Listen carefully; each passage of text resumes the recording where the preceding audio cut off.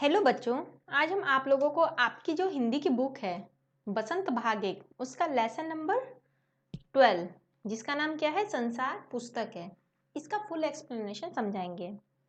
तो ये पहले हम बता दें कि ये एक पत्र है, लेटर है जो किसके द्वारा लिखा गया है, जवाहरलाल नेहरू के द्वारा लिखा गया ये लेटर। तो इसको शुरू करने से पहले आपको हम थोड़ा सा जवाहरलाल नेहरू जो इसके लेखक हैं इनके बारे में थोड़ा सा बताना चाहेंगे। तो ये लेखक के बारे में जान लेते हैं।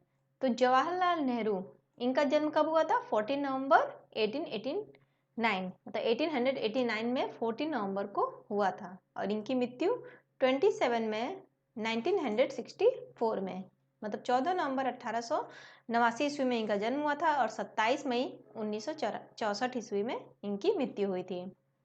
जवाहरलाल नेहरू जी जो थे वो आज़ाद भारत के प्रथम प्रधानमंत्री थे। ठीक है, ये पहले प्रधान, जब हमारा देश आज़ाद हुआ था उसके बाद सबसे पहले प्रधानमंत्री जवाहरलाल नेहरू जी ही बने थे। बच्चों से उन्हें बेहद लगाव था। जवाहरलाल नेहरू जी को किससे सबसे ज़्यादा प्यार था? बच्चों से प्यार था, इसीलिए वे चाचा नेहरू के नाम से जाने जाते थे। उनकी बेटी इंदिरा, यहाँ पे वही लेटर के बारे में बात हो रहा है, ये पत्र है। जब उनकी बेटी इंदिरा जब 10 वर्ष की थी तब नेहरू जी ने उन्हें अनेक चिट्ठियां लिखी थी। जब उनकी बेटी इंदिरा गांधी 10 वर्ष की थी तब जवाहरलाल नेहरू जी ने अपनी बेटी को बहुत सारे पत्र मतलब चिट्ठियां लिखे थे। इनमें बताया गया है कि पृथ्वी की शुरुआत कैसे हुई और मनुष्य ने अपने आप को कैसे धीरे धीरे समझा और पहचाना। ठीक है, उस लेटर में क्या लिखा गया था, क्या बताया जा रहा था कि इस पृथ्वी, इस अर्थ का जो शुरुआत हुआ वो कैसे हुआ और मनुष्य अपने आप कैसे खुद को समझा और पहचाना। ये जो चिट्ठियां हैं बच्चों में अपने आसपास की दुनिया के बारे में सोचने, समझने और जानने की उत्सुकता पैदा करती है। ठीक है, इस लेटर में क्या हमें पता चलता है कि बच्चों में अपने आसपास की दुनिया में सोचो समझो कि आखिर वो क्या है, कैसे है, इन सब के बारे में एक उत्सुकता पैदा करती है। नेहरू जी को अपने देश के बारे में बोलने बताने में विशेष आनंद आता था। ठीक है, यहाँ पे बताया जा रहा है कि जवाहरलाल नेहरू जी को किसमें आनंद आता था? जब वो अपने देश के बारे में लोगों को बताते थे। और ये सभी चिट्ठियाँ पिता के पत्र पुत्री के नाम पुस्तक में संकलित है। ठीक है, ये सभी चिट्ठियां पिता के पत्र पुत्री के नाम से एक बुक है, उसी में ये संकलित है, मतलब उसी में ये दिया गया है। संसार पुस्तक है, इसी पुस्तक से साभार लिया गया है। मतलब ये जो पार्ट लिया गया है कि संसार पुस्तक है, ये जो बुक है ना पिता के पत्र पुत्री के नाम, इसी से ये लिया गया है, संसार पुस्तक है जो आपके चैप्टर का नाम है। खास बात यह है कि ये जो पत्र है ये नेहरू जी ने इंग्लिश में लिखे थे, अंग्रेजी में इस पत्र को लिखे थे और इनका हिंदी अनुवाद हिंदी के ही मशहूर उपन्यासकार किसने किया था? मुंशी प्रेमचंद जी ने किया है। ठीक है, तो इंग्लिश से हिंदी में इसको मुंशी प्रेमचंद जी ने किया है। चलिए अब इसका फुल डिटेल लेसन के बारे में जान लेते हैं कि आखिर संसार पुस्तक है में नेहरू जी ने क्या क्या लिखा था उस पत्र में। तो जब तुम मेरे साथ रहती हो तो अक्सर मुझसे बहुत सी बातें पूछा करती हो। तो कौन किसके बारे में बोल रहे हैं? ये अपनी बेटी के ही बारे में बोल रहे हैं कि जब तुम मेरे साथ रहती हो तब तुम अक्सर मुझसे बहुत सी बातें पूछा करती हो और मैं उनका जवाब देने की कोशिश करता हूँ। लेकिन अब जब तुम मसूरी में हो और मैं इलाहाबाद में, मतलब उनकी बेटी कहाँ है? अब मसूरी में रहती है और जवाहरलाल नेहरू जी कहाँ रहते हैं? अब इलाहाबाद में रहते हैं। तब हम दोनों उस तरह बातचीत नहीं कर सकते। ठीक है, जब जिस तरह हम लोग पास रह के बातचीत करते थे उस तरह अब दूर दूर रह के हम लोग बातचीत नहीं कर पा रहे। क्यों? क्योंकि उनकी जो बेटी इंदिरा वो मसूरी में और लेखक जवाहरलाल नेहरू कहाँ है? वो इलाहाबाद में है। इसीलिए मैंने इरादा किया है कि कभी कभी तुम्हें इस दुनिया की और उन छोटे बड़े देशों की जो इस दुनिया में हैं छोटी छोटी कथाएं लिखा करूंगा। अब मैं इसीलिए वो फैसला करते हैं, वो सोचते हैं कि कभी कभी मैं तुमको लेटर लिखूंगा, पत्र लिखूंगा जिसमें मैं तुम्हें क्या बताऊंगा? इस दुनिया के बारे में, उन छोटे बड़े देशों के बारे में जो इस दुनिया में हैं। तुम्हें हिंदुस्तान और इंग्लैंड का कुछ हाल इतिहास में पढ़ा है। अब यहाँ पे बोल रहे हैं कि तुमने तो अपने हिंदुस्तान मतलब इंडिया और इंग्लैंड का कुछ हाल, मतलब कुछ उनके बारे में कुछ तो तुमने इतिहास में पढ़ा ही है। लेकिन इंग्लैंड केवल एक छोटा सा टापू है और हिंदुस्तान क्या है? जो एक बहुत बड़ा देश है। ठीक ठीक है, इंग्लैंड क्या है, बहुत कुछ आप मतलब वो बोल रहे हैं बेटी को, तुमने तो हिंदुस्तान इंग्लैंड का कुछ हाल तो इतिहास में पढ़ा ही है, लेकिन इंग्लैंड क्या है, एक छोटा सा टापू है, ठीक है। लेकिन हिंदुस्तान जो हमारा भारत वो एक बहुत बड़ा देश है, फिर भी दुनिया का एक छोटा सा हिस्सा है। इतना बड़ा देश होते हुए वो दुनिया का बहुत ही छोटा सा हिस्सा है। अगर तुम्हें इस दुनिया का कुछ हाल जानने का अगर शौक है तो तुम्हें सब देशों का और उन सब जातियों का जो इसमें बसी हैं ध्यान रखना पड़ेगा, और केवल उस एक छोटे से देश का ही नहीं जिसमें तुम पैदा हुई हो। अब यहाँ पे जवाहरलाल नेहरू जी बेटी को कहते हैं कि अगर तुम्हें इस दुनिया के बारे में जानना है, अगर तुम इस दुनिया को जानने का शौक रखती हो, तो ऐसा नहीं है कि तुम जिस देश में रहती हो बस उसके बारे में ही जानो। मतलब अगर तुम भारत में रहती हो तो भारत के बारे में, तुम्हें इस दुनिया के हर एक देश में बसे हुए जितने भी जाति हैं उन सब के बारे में तुम्हें जानना होगा, जाना होगा, परखना होगा, उनका ध्यान रखना होगा, तभी तुम उन सबको जान पाओगी, इस दुनिया के चीज़ों को जान पाओगी। मुझे मालूम है कि इन छोटे छोटे खतों में मैं बहुत थोड़ी सी बातें ही बतला सकता हूँ, ठीक है। अब यहाँ पे बोल रहे हैं कि मैं जान रहा हूँ कि ये जो खत है, इस खत में मैं बहुत सारी बातें नहीं बतला सकता हूँ, जैसे हम तुम आमने सामने बैठ के बातें करते हैं, बहुत ही थोड़ी थोड़ी छोटी छोटी बातें मैं बतला सकता हूँ। लेकिन मुझे आशा है, यहाँ पे बोल रहे हैं कि लेकिन मुझे आशा है कि इन थोड़ी सी बातों को भी तुम शौक से पढ़ोगी और समझोगी कि दुनिया एक है और दूसरे लोग जो इसमें आबाद है वे हमारे भाई बहन है। वो बोल रहे हैं कि मैं ये जो छोटी सी बातें लिख के तुम्हें पत्र में बता रहा हूँ उससे तुम अच्छे से समझोगी, मुझे मालूम है उससे तुम अच्छे से पढ़ोगी और उसको समझोगी कि ये जो दुनिया है ये एक ही है, जो दूसरे लोग इसमें रहते हैं वो भी सबके सब हमारे भाई बहन ही हैं, कोई अलग नहीं है। अब यहाँ पे बता रहा है कि जब तुम बड़ी हो जाओगी तो तुम दुनिया और उसके आदमियों का हाल मोटी मोटी किताबों में पढ़ोगी। जब तुम, अब यहाँ पे बोल रहे अपनी बेटी को कि जब तुम बड़ी हो जाओगी इंदिरा, तब तुम इस दुनिया और उसके आदमियों का जो हाल है इन सब के बारे में किताबों में पढ़ोगी। उससे तुम्हें जितना आनंद मिलेगा उतना किसी कहानी या उपन्यास में भी नहीं मिला होगा। अब वहाँ पे बोल रहे हैं कि इनके बारे में, इस दुनिया के बारे में, इस लोगों के बारे में, इस दुनिया में प्रकृति में उपस्थित हर एक चीज़ों के बारे में पढ़ के तुम्हें जितना मजा आएगा उतना तुम्हें किसी उपन्यास या किसी कहानी में पढ़ के नहीं मिलेगा, क्योंकि ये वास्तविकता है जिसे हम देखते हैं उसे ही जानने की बात कर रहे हैं। तो यह तो तुम जानती ही हो कि यह धरती लाखों करोड़ों वर्ष पुरानी है। वो अपनी बेटी को पत्र में लिख रहे हैं कि तुम तो जानती हो कि ये जो हमारी धरती है ये लाखों करोड़ों वर्ष पुरानी है और बहुत दिनों तक इसमें कोई आदमी भी नहीं था। लाखों करोड़ों वर्ष पहले इसमें कोई आदमी नहीं था। आदमियों से पहले तो सिर्फ यहाँ पे जानवर थे, और जानवर से पहले कौन था? जानवर से पहले भी एक ऐसा समय था जब इस धरती पे कोई जानदार चीज ही नहीं थी, मतलब ऐसी कोई चीज नहीं थी जिसमें जान हो, ना ही पेड़ पौधे, ठीक है, ना ही जानवर, कोई भी ऐसी चीज नहीं थी जिसमें जान हो, सजीव हो, ठीक है।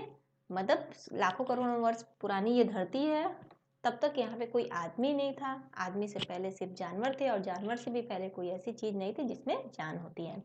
आज जब यह दुनिया हर तरह के जानवरों और आदमियों से भरी हुई है तो उस जमाने का ख्याल करना भी मुश्किल है। अब यहाँ पे कह रहे हैं कि आज जब ये जो दुनिया है पूरी तरह से किससे भरा है? आदमियों और जानवरों से भरा हुआ है, तब उस जमाने के बारे में सोचना भी बहुत मुश्किल है जब यहाँ कुछ न था। जब यहाँ पे कुछ नहीं था तो उसके बारे में सोचना भी बहुत मुश्किल है। यहाँ मतलब कहाँ? हमारी पृथ्वी पर। लेकिन विज्ञान जानने वालों और विद्वानों ने, जिन्होंने इस विषय को खूब सोचा और पढ़ा है, लिखा है कि एक समय ऐसा था जब धरती बेहद गर्म थी और इस पर कोई जानदार चीज नहीं रह सकती थी। अब यहाँ पे कह रहे हैं कि जिस बारे में हम ख्याल नहीं कर सकते उस बारे में कौन ख्याल कर रहा है, कौन सोच रहा है, कौन जान रहा है? हमारे विज्ञान जानने वाले विद्वान जो बैठे हुए हैं, हमारे वैज्ञानिक जो बैठे हुए हैं, वो लोग इसके बारे में बहुत सोचे हैं, बहुत पढ़े हैं, बहुत लिखे भी हैं, और उन्होंने बताया है ये सब सर्च करके कि एक समय ऐसा भी था जब हमारी पृथ्वी क्या थी, धरती बहुत ही गर्म थी और इस पर कोई जानदार चीज जो थी जिसमें जान होती है वो चीज यहाँ पे रह ही नहीं सकती थी। और अगर हम उनकी किताबें पढ़ें और पहाड़ों और जानवरों की पुरानी हड्डियों को गौर से देखें तब हमें खुद मालूम होगा कि ऐसा समय जरूर रहा होगा। अब वो बोले वो लोग कैसे पहचाने? उन लोग को भी तो पहचानने के लिए कोई ऐसा प्रूफ चाहिए, तो वो लोग क्या करते हैं कि पहाड़ों और जानवरों की जो पुरानी हड्डी होती है उन सबको गौर से देखते हैं और पता करते हैं कि ये कितने सालों पुरानी है। तो यही सब से वैज्ञानिक सब पता करते हैं और बोल रहे हैं कि तुम्हें खुद मालूम होगा कि ऐसा समय जरूर रहा होगा, और इन्हीं सबको देख के पता चलता है कि सचमुच ऐसा पहले जरूर रहा होगा। आगे बढ़ते हैं। तुम इतिहास की किताबों में ही पढ़ सकती हो। अब वो बोल रहे हैं कि इन सब बातों को तुम कहाँ पढ़ सकती हो, इतिहास की जाके जो हिस्ट्री की बुक होती है उसी में ये सब पढ़ सकते हो। लेकिन पुराने जमाने में तो आदमी पैदा ही ना हुआ था, तो किताबें कौन लिखता। अब बोल रहे हैं कि इन सब बातों को तुम किताब में पढ़ सकती हो, लेकिन पुराने जमाने में तो आदमी ही नहीं हुए थे, तो फिर लिखता कौन था इन किताबों को। तब हमें उस जमाने की बातें कैसे मालूम होती थी। यह तो नहीं हो सकता कि हम बैठे बैठे हर एक बात सोच निकालें। अब वो बोल रहे हैं कि ऐसा तो नहीं हो सकता कि हम अपने से ही बना ले कहानी कि हाँ पहले आग था फिर बर्फ था। तो इस तरह हम खुद से नहीं बना सकते। जरूर इसमें कुछ रिसर्च हुआ होगा, कुछ पता किया गया होगा, तभी तो इसका इतिहास बनाया गया होगा।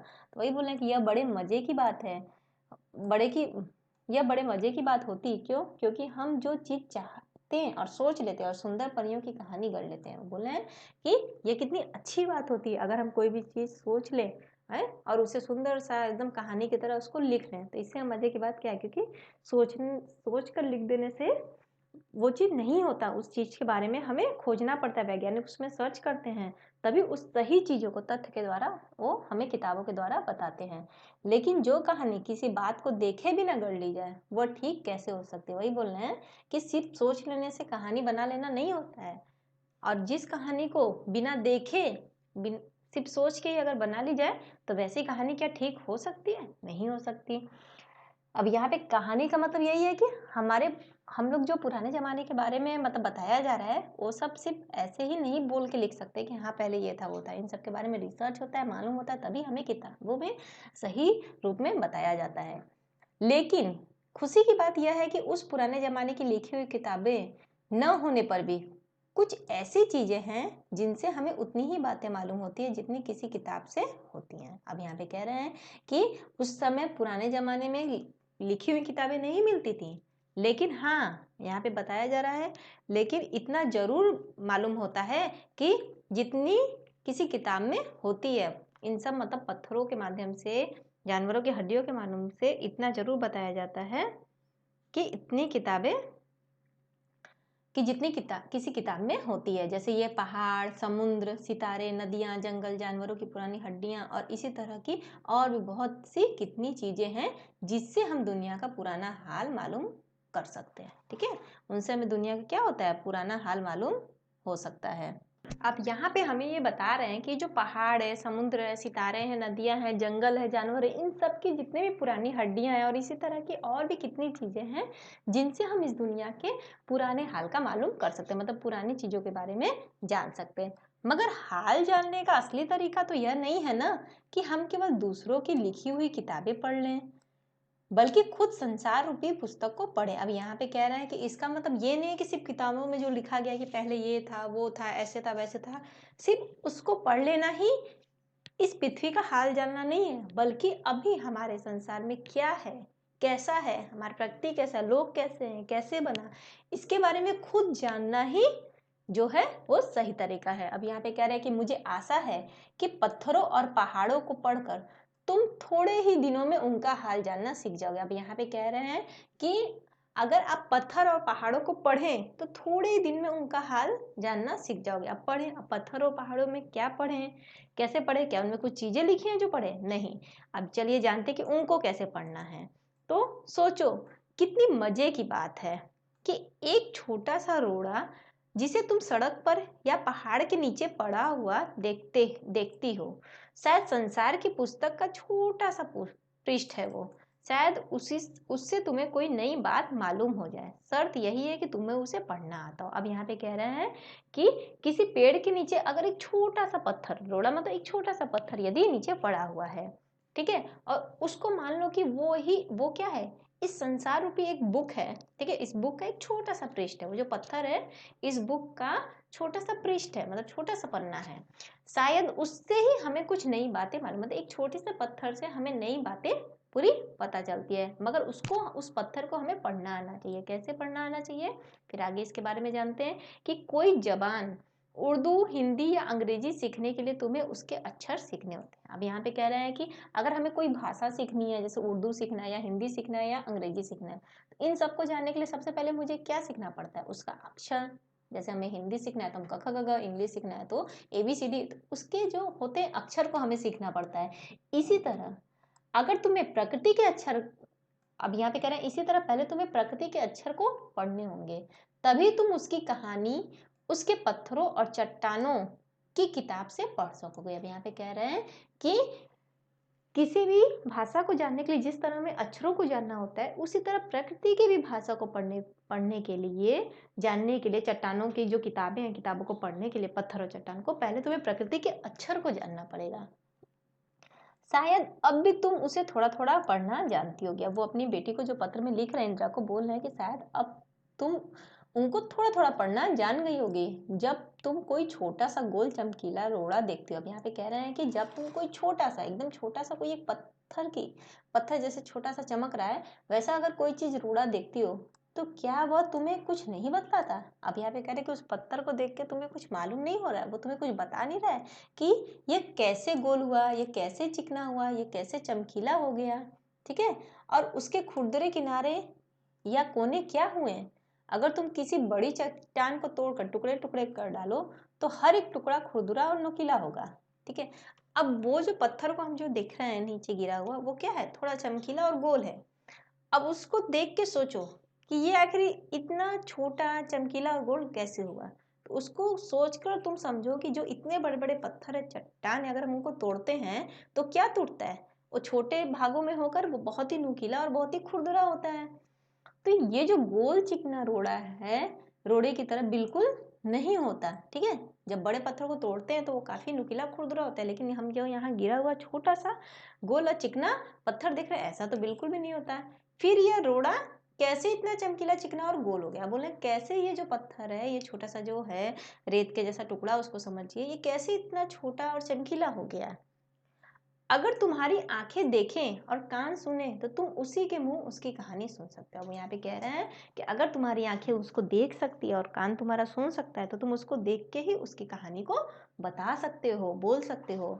वह तुमसे, मतलब वो जो पत्थर है, वह तुमसे कहेगा, क्या कहेगा? कि एक समय जिसे शायद बहुत दिन गुजरे हों, वह भी एक चट्टान का टुकड़ा था। अब यहाँ पे कह रहा है कि वो जो पत्थर जो चमक रहा है, छोटा सा, गोल सा, चमकीला सा, वो भी शायद पहले एक पत्थर का ही, एक चट्टान का ही टुकड़ा था। ठीक उसी टुकड़े की तरह उसमें किनारे और कोने थे। जैसे एक पत्थर का, जब हम बड़े चट्टान को तोड़ते हैं तो एक नुकीला टुकड़ा होता है ना, तो बोले ठीक उसी टुकड़े की तरह, जैसा उसके किनारे और कोने निकले हुए होते हैं पत्थर के, जिसे तुम बड़ी चट्टान से तोड़ती हो, शायद वह किसी पहाड़ के दामन में पड़ा रहा, ठीक है? अब वो बोल रहे हैं कि जब बड़े चट्टान से हम एक टुकड़े को तोड़ते हैं तो वो नुकीला होता है, उसमें कोने होते हैं। फिर उसके बाद वो कहाँ रहा? वहीं पहाड़ के दामन में ही पड़ा रहा। उसके बाद क्या हुआ?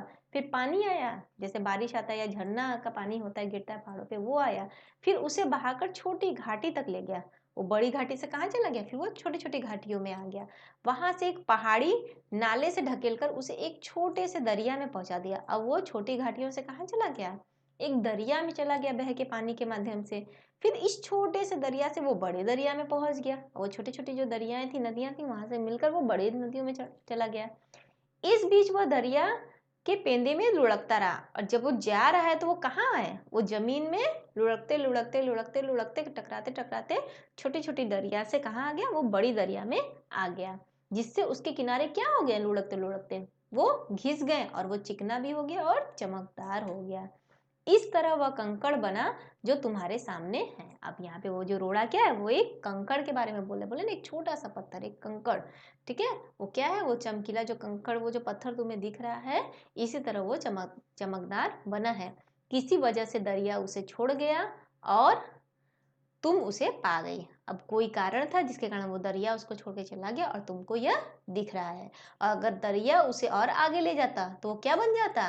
अगर दरिया उसे और आगे ले जाता तो वो एक छोटा होते होते होते होते और छोटा होते होते एक बालू का छोटा सा जर्रा बन जाता, और वो समुद्र के किनारे अपने भाइयों से जा मिलता। अब वो बोल रहा है कि वो क्या करता है? समुद्र के किनारे क्या होता है? ज्यादातर बालू रेत होते हैं, तो ये जो पत्थर है, जो छोटा सा कंकड़ है जो तुमको चमकीला गोल दिखाई दे रहा है, ये और भी अगर घिसता और भी पानी में बहता रहता तो ये घिसते घिसते घिसते घिसते एकदम छोटे से बालू के रेत के समान ये छोटा सा बन के जाके अपने जो समुद्र के किनारे बाकी रेत होते हैं उनसे मिल जाता, मतलब वही भाइयों से, मतलब बाकी रेतों से वो भी मिल जाता, जहाँ एक सुंदर बालू का किनारा बन जाता। और वो मिलके क्या बन जाता, वो एक सुंदर सा बालू का किनारा बन जाता है, जहाँ पे छोटे छोटे बच्चे खेलते और बालू के क्या बनाते, घरौंदे, मतलब घर बनाते हैं। अगर एक छोटा सा रोड़ा तुम्हें इतनी बातें बता सकता है, तो सोचो पहाड़ों और दूसरी चीजों से जो हमारे चारों तरफ हैं, हमें कितनी और बातें मालूम हो सकती हैं। तो यहाँ पे वही बोल रहे हैं कि अगर तुम्हें संसार को जानना है तो तुम खुद उसको पढ़ो, खुद उसको जानो। हमें किताब में पढ़ने की जरूरत नहीं है, किताब में पढ़ने के साथ साथ हमें खुद उसको, इस संसार को हमें पढ़ना पड़ेगा, जानना पड़ेगा। जैसे एक पत्थर को देख के उन्होंने सारी बातें बतला दी, इसी तरह तुम्हें भी प्रकृति के हर एक चीजों को देखकर उसे जानना पड़ेगा। तो ये जवाहरलाल नेहरू के द्वारा लिखा गया एक पत्र था, लेटर था, जिसका अंग्रेजी में वो लेटर था, लेकिन उसको हिंदी में अनुवाद किसने किया है, हमारे प्रसिद्ध लेखक मतलब उपन्यासकार मुंशी प्रेमचंद जी द्वारा इसको हिंदी में परिवर्तित किया गया है। तो यही था पूरा पत्र जो जवाहरलाल नेहरू द्वारा लिखा गया है, जिसका नाम क्या था, संसार पुस्तक है। तो आपको यह पत्र कैसा लगा, समझ में आया? तो वीडियो को लाइक करें, चैनल को भी सब्सक्राइब करें और बेल आइकन को भी क्लिक करें, ताकि इसी तरह आगे भी आपको और भी वीडियो मिल सके। और हमें कमेंट करके भी जरूर बताएं कि ये वीडियो आपको कैसा लगा। हमारा वीडियो देखने के लिए बहुत बहुत धन्यवाद।